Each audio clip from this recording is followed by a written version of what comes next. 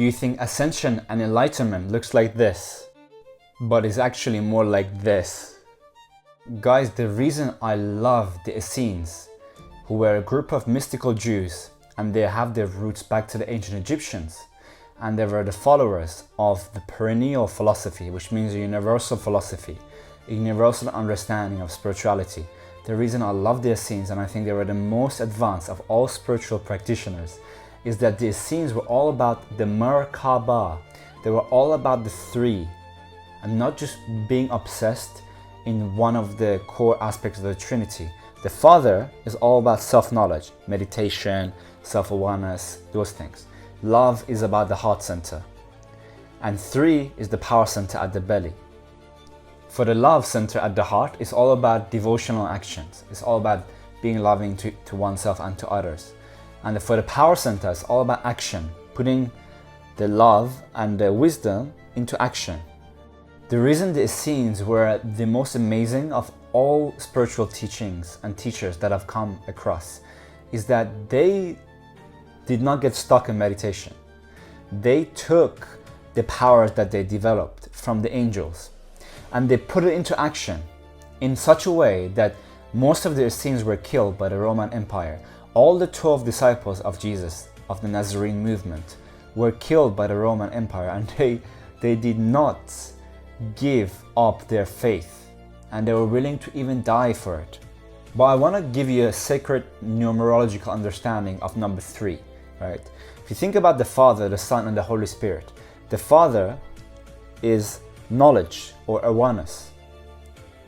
Awareness, knowledge, truth, which is at the third eye center. That's the Father. The Holy Spirit is the heart, because the Holy Spirit is often called the comforter, the one who comforts.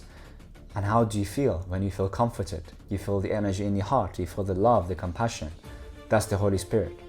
So when it comes to Jesus, Jesus manifested the Christ. And the three is all about the power which puts into action the love and the wisdom.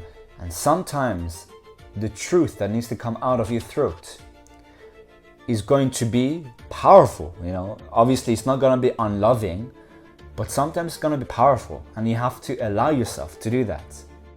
You have to allow yourself to express your authentic truth, even if it's uncomfortable for people.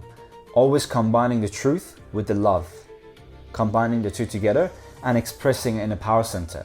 Let me give you one example. 3 days before Jesus' crucifixion, they basically took him and they were about to execute him on that day, but it took them 3 days to put him on trial. But 3 days before, at the story of cleansing the temple, he goes inside the temple and he sees all the animal sacrifices that are being done, and he calls the priests, "You have made my house into a den of thieves," was actually mistranslated. The documentary Christpiracy goes into the Hebrew meaning, the original meaning of peritz, which means the murderous ones.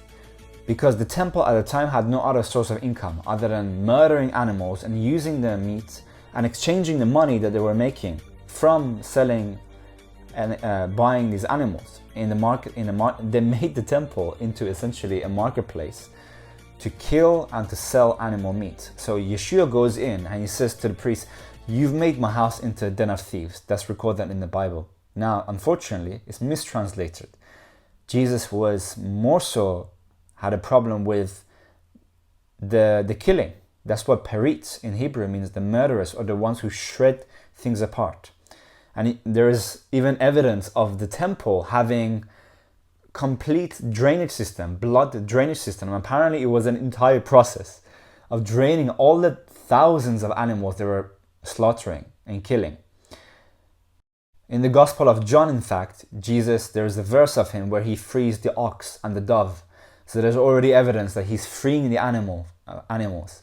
Now, why did I mention that? Because number 3 in sacred numerology is a number of creativity, but also the number of power, right? And the number of expression of divine wisdom, love, and power in a triple action. So when Yeshua the HaMashiach is a crystallization of wisdom, love, and power. So he is not only meditating, he's not only loving, he's going to stand up for the truth.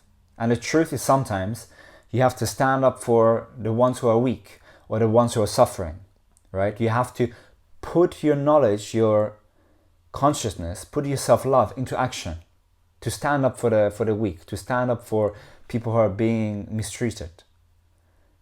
And number 3 is also the number of creativity. So when you develop the wisdom center, knowing yourself, and the love center at the heart, and then you learn the practice of surrendering and creating creativity from the flow state of consciousness that comes from self-love and self-understanding, then that act of creativity is the number 3, is the most Christ-like act to do.